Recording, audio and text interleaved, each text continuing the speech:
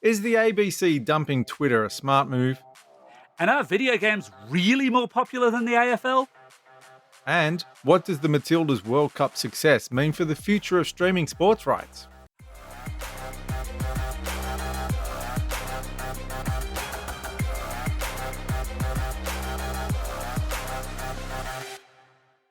Vertical Hold is proudly brought to you by Uniden Australia. Hey there. Welcome back to Vertical Hold Behind the Tech News, the award-winning tech podcast where we catch up with Australia's leading technology journalists and commentators to dive into the big tech stories of the week. I'm Adam Turner, and I'm joined, as always, by Alex Kidman. Now, Alex, at the time of recording, subject to change as always, it looks like the cage fight's back on between Musk and Zuck. Who do you reckon's going to walk out, and who do you think's going to be carried out on a stretcher? Look, if this was pro wrestling, then Musk is like the ultimate bad guy in terms of cutting promos. We know True. that. However, you look at what he's delivered, or in fact, what he hasn't delivered. I mean, we haven't got autonomous driving. We haven't got factories on Mars. You still haven't got your Cybertruck.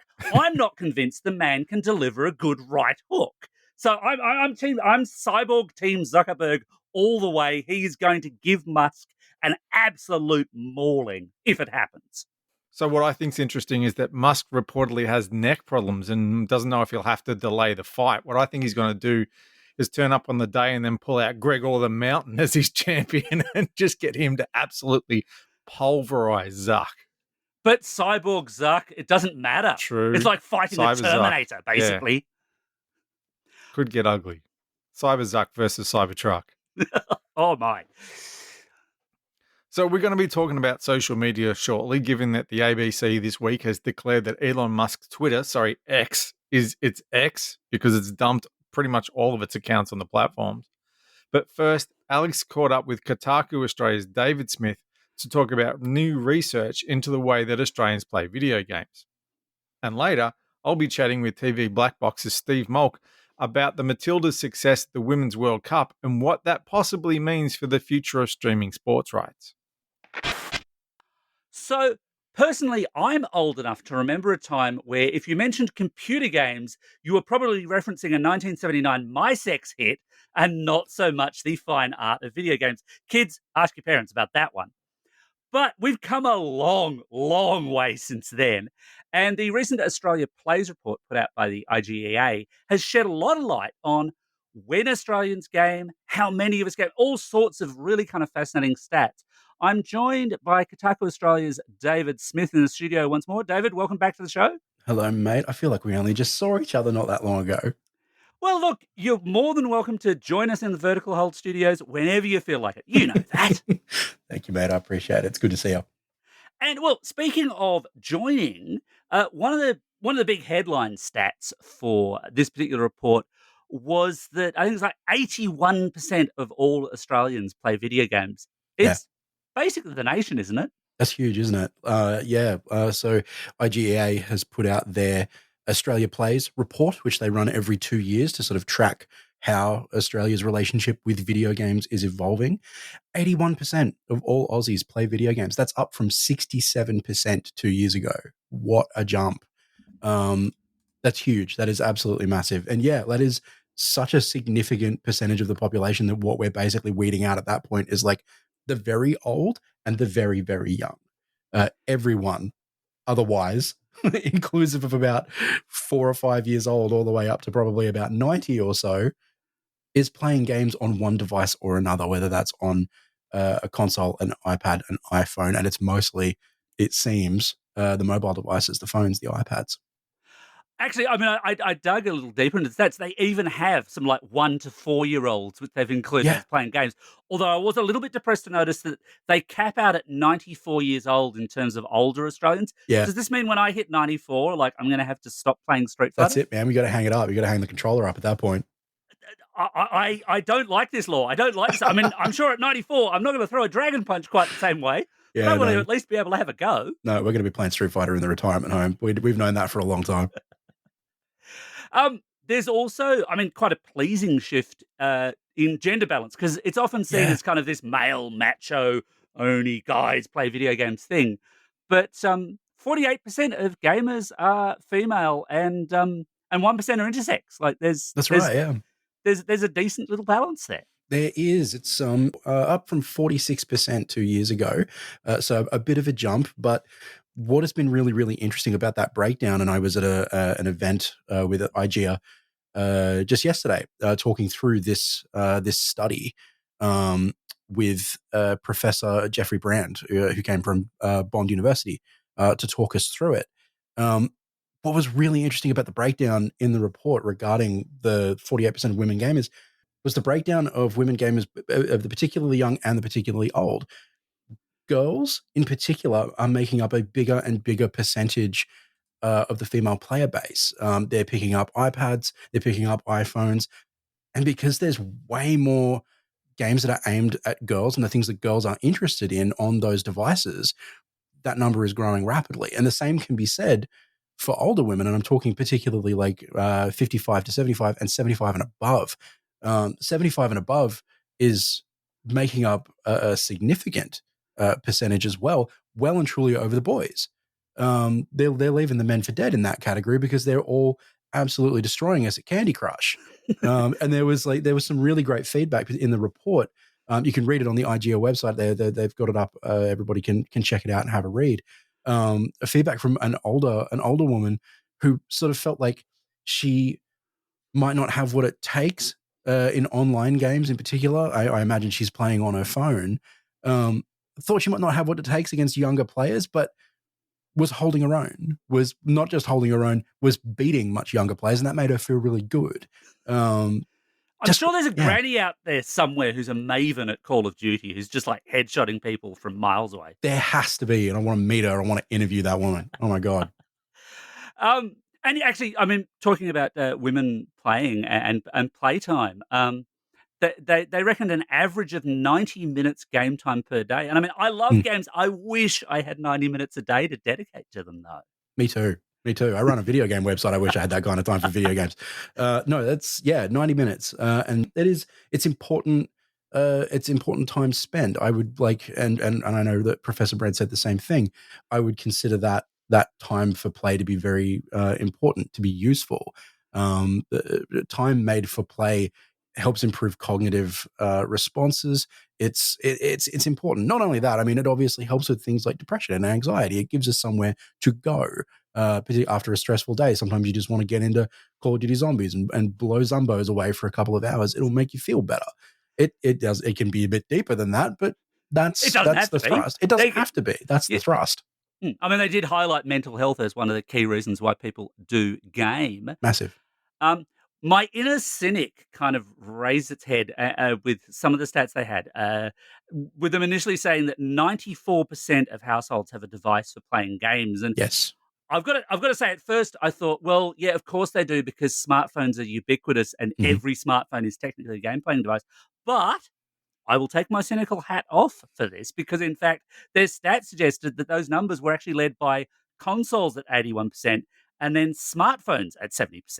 Yeah, there was a breakdown that we were looking at. There's two sort of separate sides to that. And in one aspect, you are correct. There are an awful lot of mobile devices, phones and tablets and things like that out there, and they do make up a substantial number of devices in the home. As for gaming, consoles were leading the way, for sure. Yeah, it's an interesting breakdown, isn't it? Like, you can go deeper into it. You can look deeper into it. However, I mean, as far as the study is concerned, the writing is fairly on the wall. Consoles still very much leading the way, at least in Australia, though the mobiles are not far behind. It's catching up pretty quick. Well, I mean, it actually left me thinking that they said 70% smartphones. It actually made me think there's got to be, and I know there are some people who don't have a smartphone, but it is an astonishingly small percentage. There's got to be like 20, nearly 30% of people who just don't realize that their smartphones can play games. Yeah, totally. Or just aren't interested in playing games on those phones for whatever reason. I know, like, there's people who are going to have like work phones and things like that. Those devices will be counted in the study, but they may not be playing games on them. You know what I mean? Yeah, there's a lot of particularly interesting stats. One that really jumped out at me was Australians play video games with others. 75% of Australians play video games with others.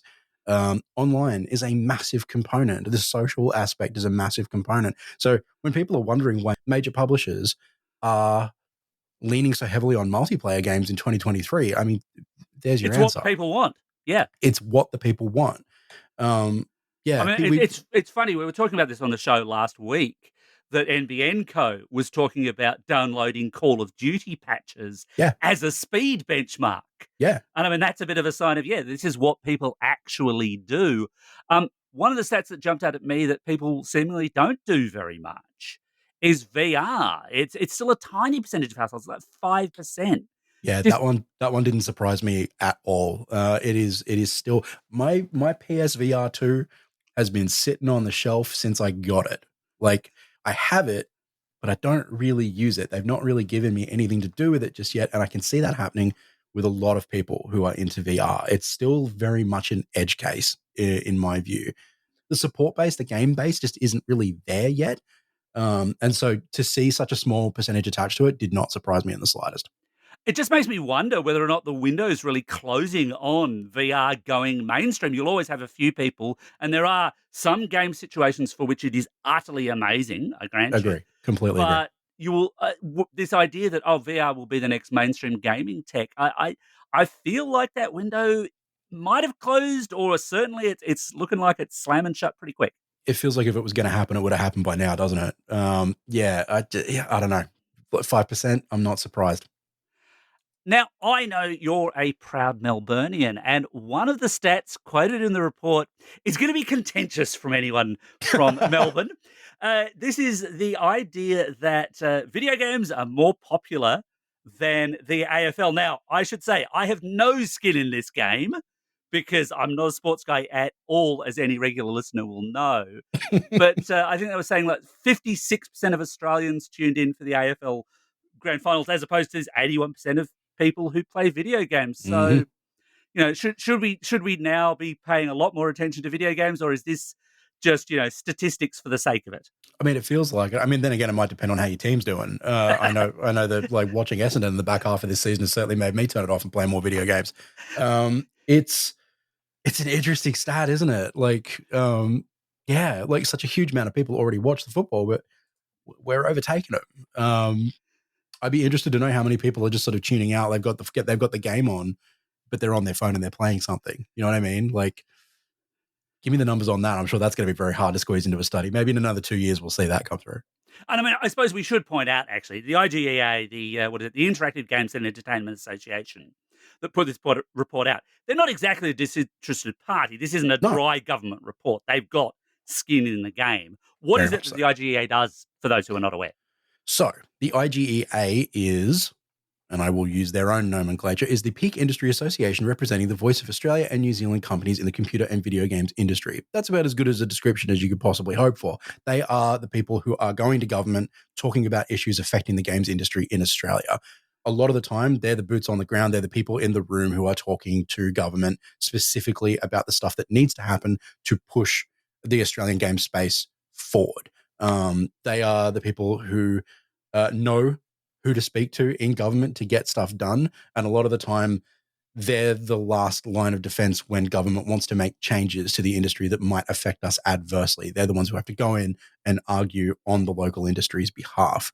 They have done very, very well for us in the past. And that's part of why these reports continue to come through, because it benefits IGEA as well to keep taking these reports back to government and say, look at how well we're doing. Like, look at where we are on the global stage. Look at the insane number of Australians that are playing video games now, and we could be making these things here at home. There's money to be made here. There's money to be made abroad.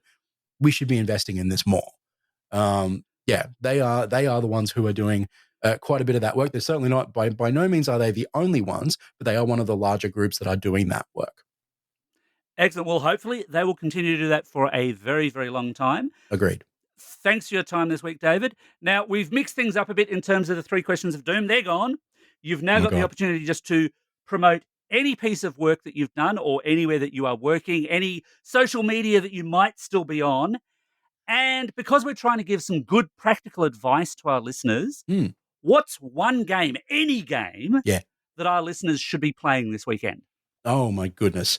So yeah, you can find me on kotaku.com.au. That's a video game website. Come check us out. We're on all sorts of different platforms. We're on TikTok, we're on Insta. Come and find us. What bit of work would we like to promote? We just got our Stray Gods review up just this morning. That's a brand new Australian game. It is a musical RPG, a role-playing game.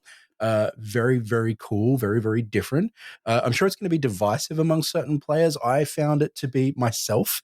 I found it very, very interesting, though perhaps musically not necessarily completely my cup of tea. It might be yours. I recommend checking it out because I think it's very cool and very different. I really like what they're doing over there. You can check my review out on the website. That's up now. Advice.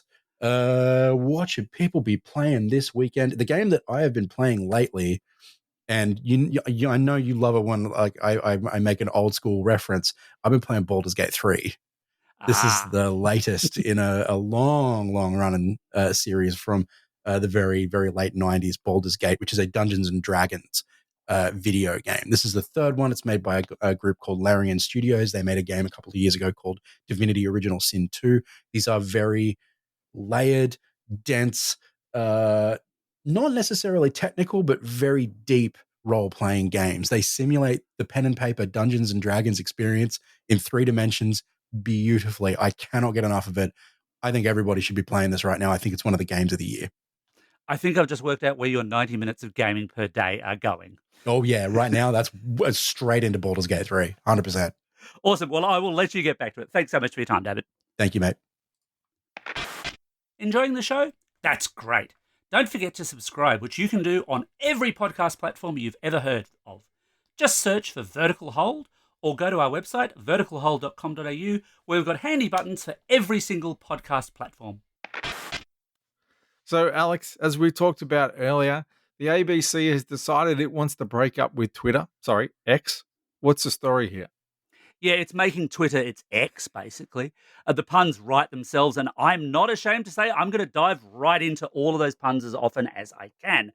But in this case, the ABC, the Australian Broadcasting Corporation, not the American mob for any of our international listeners, has decided that it's going to shut down nearly all of its accounts. And it had a lot of accounts. The only accounts that are going to remain will be at ABC News, at ABC Sport, at ABC Australia, which is the master account, and at ABC Chinese, the last of which apparently because it's a really serious major way that the ABC communicates with its Chinese language audience. So it's a little bit different there. But the reason that they're citing are the toxic interactions that have become increasingly prevalent on Twitter.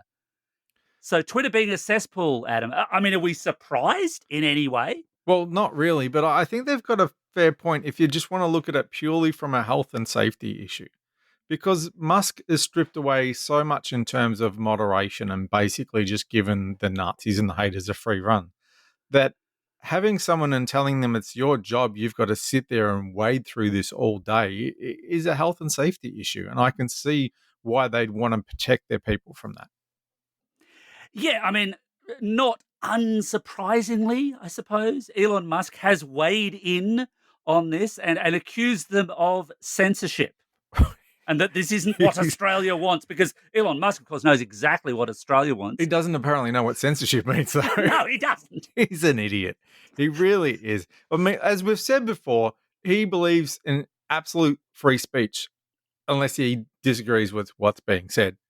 And you would think that free speech includes the right not to speak on some platforms, but apparently in his brain, everything works differently.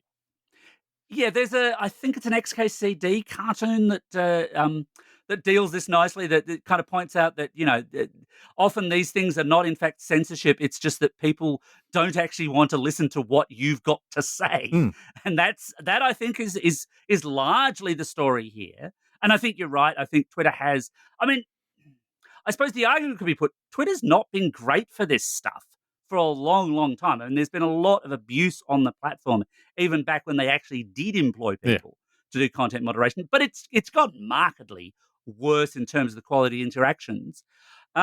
One thing I did note though was they went a little bit further than just saying we're leaving because it's awful here. They also said that they were leaving because their audience increasingly wasn't there. That their audience was actually much more on Facebook and TikTok and other social media platforms, not Twitter.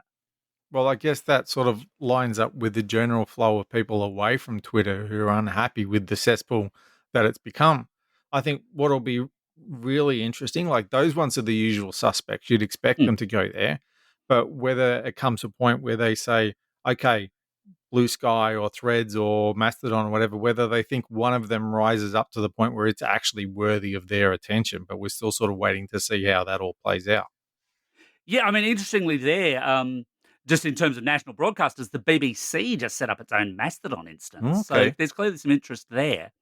Um, there was, and I find this thing of audiences interesting as well because obviously, as a podcast, we promote at the end of every show that Vertical Hold is on Twitter, but increasingly looking at the stats around that, we're not seeing much. Looking at the stuff that I do myself through YouTube, please like and subscribe, and Alex Reviews Tech. Uh, I put stuff up on Twitter, and by far, I technically have the largest audience, have the largest number of subscribers on that platform compared to a Threads or a Mastodon or a Blue Sky, which I only just joined. But I don't see it in terms of actual audience interaction. I mean, feedback sometimes, but actual traffic, it's almost negligible. Musk has really kind of shot the horse there, I think. Yeah. I mean, well, promoting yourself on social media or promoting your work on social media has always been a little bit spray and pray.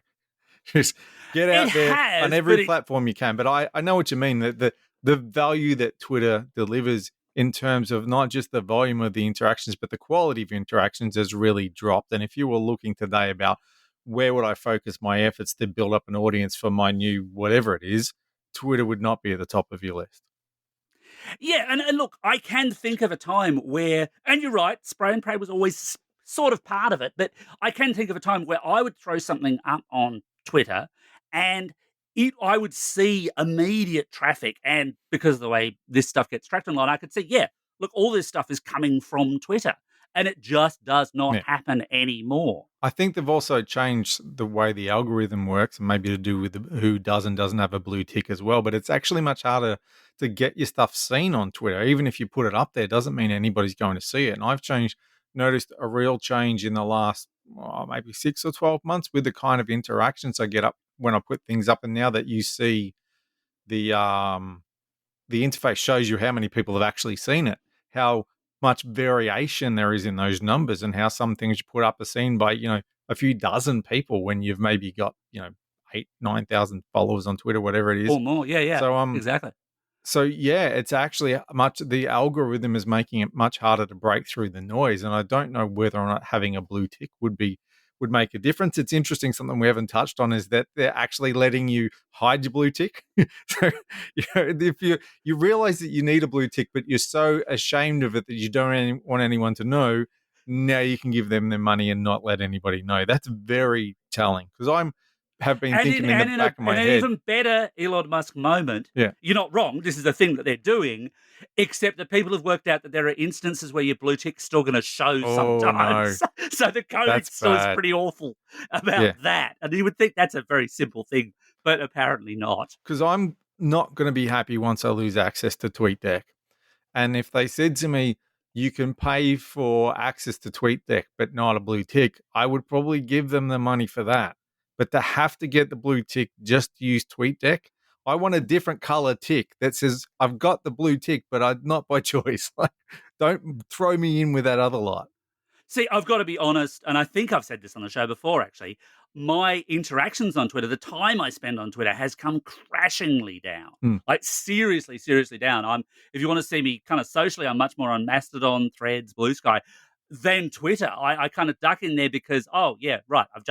Something of mine's just been published. Right, I'll promote it.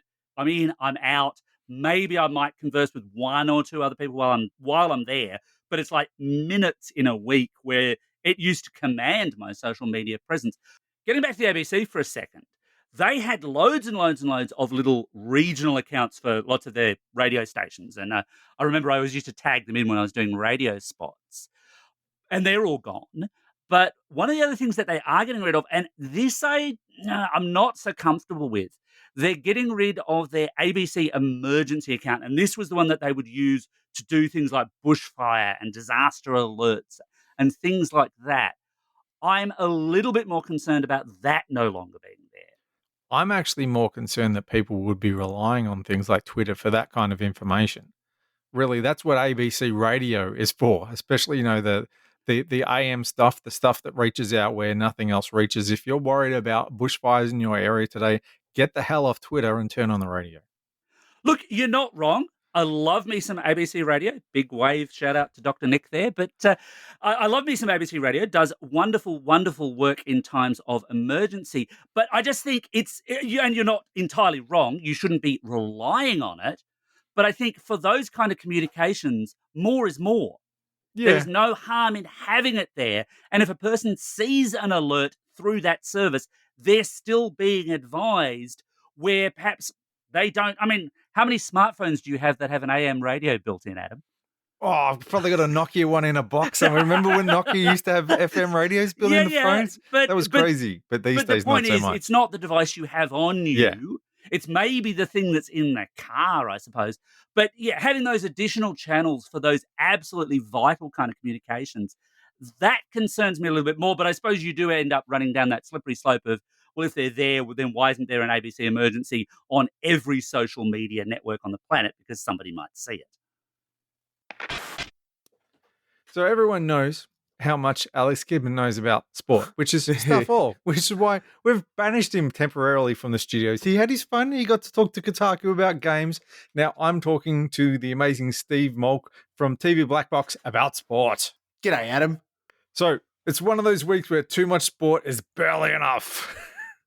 And then some. I mean, we're deep in AFL and NRL, getting to the back end of the season, almost getting to the quarters and the semis and those sorts of things. We've got the Ashes have just finished up, but of course, the thing that's on the tippity tops of everybody's list is the Women's World Cup, and frankly, just how well the Matildas are doing. Well, in some ways, it's not a surprise because they've always done fairly well. They've always made it they've been pretty good at making it out of the group stage until the next round. But I think what's really interesting now is that it's a streaming thing. And when all the streaming rights are made, I'm not sure whether the Women's World Cup was taken as seriously. Now, there was a lot of very unhappy women's football fans in Australia, weren't there? Yeah, look, and not unreasonably so. When the news was announced back in 21, I think it was, that Optus secured the deal as the major broadcast partner for the FIFA Women's World Cup that we and New Zealand have been hosting. And we all remember how well it went last time they were the broadcaster of the Men's World Cup games in Australia. Maybe it was a couple of games, a couple of series ago. But yeah, they have left a salty taste in the mouth of fans. And so to hear that was the thing and that you'd have to subscribe to Optus to watch all of the games did not go down well.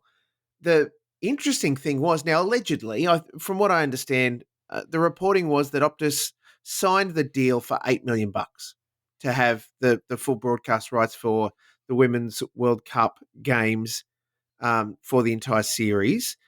And then Seven came sniffing around and went, well, we'll pick up, the finals rounds and the Matildas games, which they didn't have to do, but allegedly picked them up for a song, like less than $5 million. So Optus are happy because they get, about a half their money back straight away.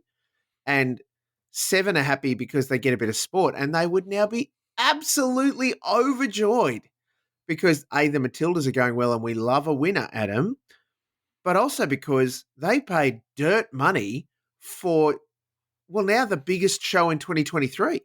But what you're saying, it's quite possible that we could have ended up with no one being able to watch the Matildas or anyone else play unless you paid for Optus Sport. That's correct. In fact, when it was first signed, that was the only way that you were going to do it.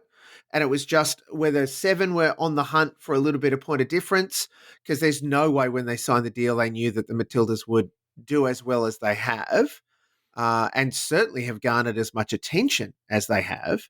I think as much as anything, it is a twofold deal. One, we love our Australian teams and we will support them just absolutely to the end of the earth while they're winning. And the other thing is that it's at a time slot that absolutely suits primetime TV here in Australia. And there are hard stats to back this. Tell me about the ratings that the last Matildas game got. Well, yeah, let's go to that. So that game against Denmark that have pushed them through to the game that will be, recording time this week, Saturday afternoon, 5 o'clock from Brisbane's Rectangular Stadium. The one on Monday night from Sydney's big stadium, 2.294 million viewers on a Monday night just for the 5 capital cities. So the main OzTam ratings, nearly 2.3 million viewers. That is bigger than any state of origin match. And I would hazard to say will probably remain to be bigger than any of the AFL or NRL grand finals that we'll see next month. So that really shuts down people who say that nobody cares about women's sport. Well, it doesn't. It doesn't, Adam. Like, yes, on one hand, with a tacit viewing, look at this. Look at all of the people watching the game. Of course, people will watch women's sport, particularly when it's a world-class women's sport. And I don't want to be that guy. People would always watch world-class women's sport because there's an interest in it.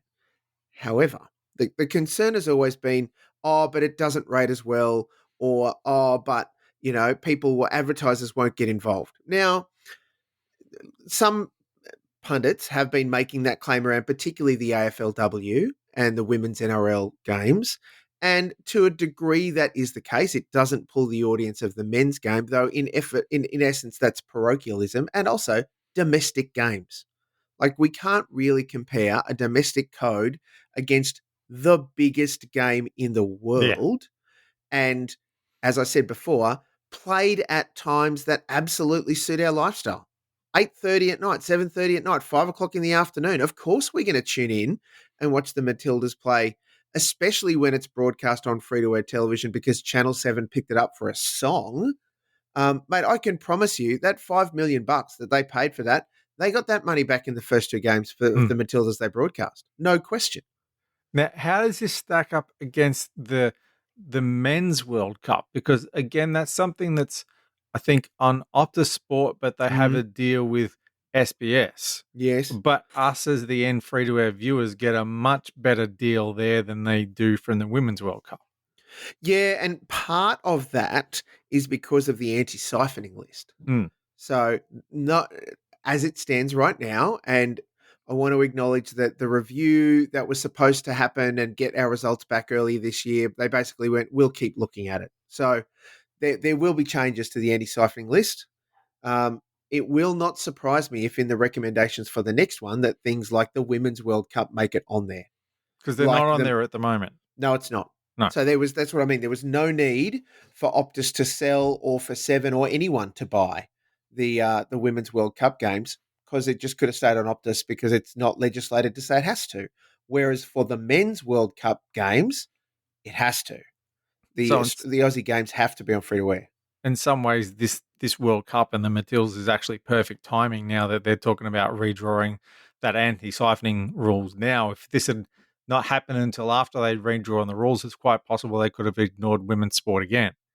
Oh, absolutely. And dare I say it, if this tournament was being hosted in the Northern Hemisphere, in the geographically opposite position to us, where the games would be at, stupid o'clock in the morning, you would get diehard fans tuning in, but you wouldn't see 2.3 million viewers tuning in to see us defeat Denmark. Yeah. Now, had we, in the same situation, had that tournament been over there, somewhere else, Europe, England, and we were doing this well, we would tune in. I don't think we'd get 2.3 million viewers tuning in.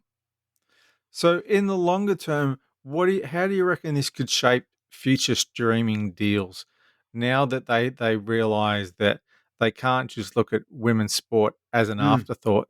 There's a market there, there's interest in there. And with what's happening now, it would look even worse. The optics of ignoring women's sport now going forward is even worse. Well, particularly while there's a lady called Sam Kerr in the Matildas, right? There's and I want to say that the Australian women's football team, the Matildas, is bigger than Sam Kerr. We have seen that in the fact that they've got through these last 3 games and done as well as they have. and Sam has been sitting on the bench for most of it. She's a key player and will play a huge role in it. Look, I think, Adam, while I would normally say it will add a zero to the price, it's not going to go from 8 million to 80 million.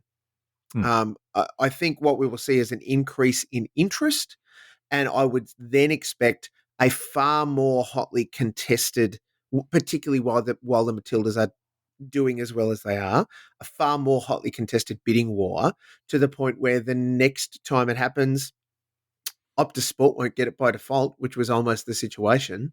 It would be probably a free-to-air network or even conglomeration in partnership with a Foxtel that would say, you want to watch all of the games, you sign up with us or you come over here to us. Yeah.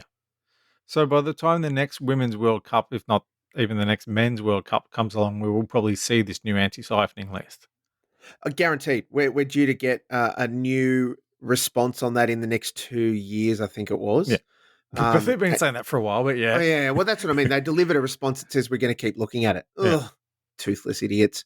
I think the men's games will never fall off, because that's the thing. I think the radical inclusion of female games, particularly female international games like the Women's World Cup, will absolutely land on the anti-siphoning list if it continues. Because that's actually the real issue. I think that it might actually not continue or be severely cut down. You mean if the from what it has. anti-siphoning list continues at all? Yes. It either won't exist or it will be severely cut down. Now, the challenge around this, of course, is that our free-to-air networks are absolutely pushing to say there should be more things on the anti-siphoning list. We need free go at all of these kinds of sports things for all of these reasons. When they are successful, they rate their absolute pants off, and that allows them to make a butt ton of money. The difficulty is, if you're a fan of most of any of the sports that are on the anti-siphoning list, you're probably subscribing to a place like Foxtel or KO to watch it anyway, because you feel their coverage is far superior, or you get to see every game of that tournament or that series that just isn't delivered on free-to-air television because the anti-siphoning list doesn't say they have to. Could you see him just doing away with it altogether? Do you think Australians would tolerate that? No, there'd be a massive stink about it for sure. Again, that said, it's only casual viewers that really the anti-siphoning list protects, because anyone that loves their AFL is already a Foxtel or KO subscriber already. If anybody that loves most of their sports outside AFL or NRL has found a way to watch it, and most of that includes a subscription service. And particularly if you're a round ball football fan, there are probably 3 subscriptions you've got to hold. They're the ones that are the hardest done by, aren't they? They're the ones who have to sign up for if they want to watch all of the different. I'm not sure if code. Yeah, I was going to say I'm not sure if codes is the word, but all the different variations, they're up for a lot more money and a lot more different streaming services than other sports fans. Because there's so bloody many of them, mate. Yeah. Like, I will acknowledge, as a casual round ball football viewer, I don't understand it. As a TV critic, I look at it and go, that's just ludicrous money. Like, I get why there are all of the different things, but that I have to go to 3 different places to watch all of the games is outrageous. But in a country like Australia, there is not the audience that warrants putting it all in one place, because it costs you too much money to get the broadcast rights. All right, well, thank you for dropping by and give us an update on that, and give me a chance to talk about sport and get away from Alex. Come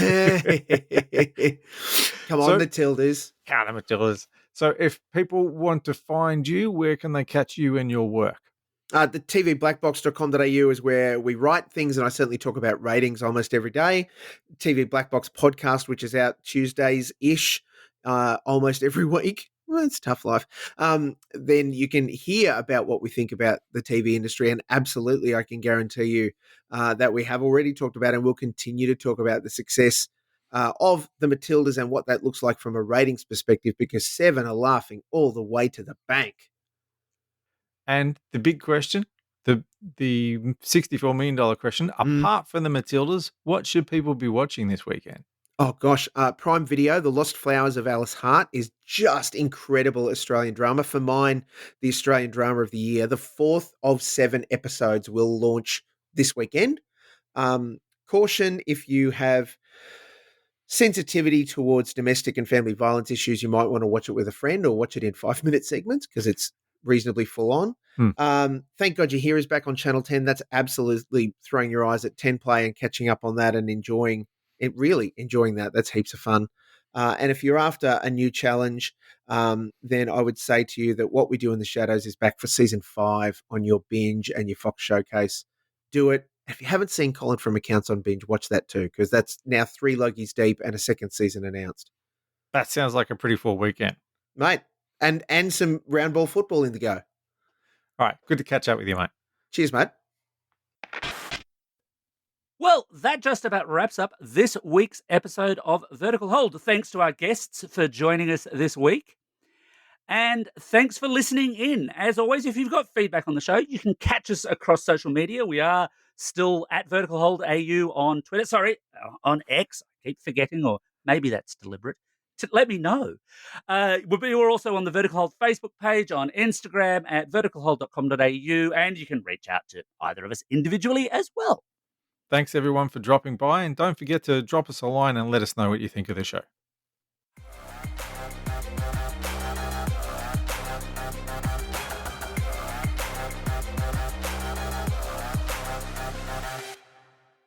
Vertical Hold is proudly brought to you by Uniden Australia.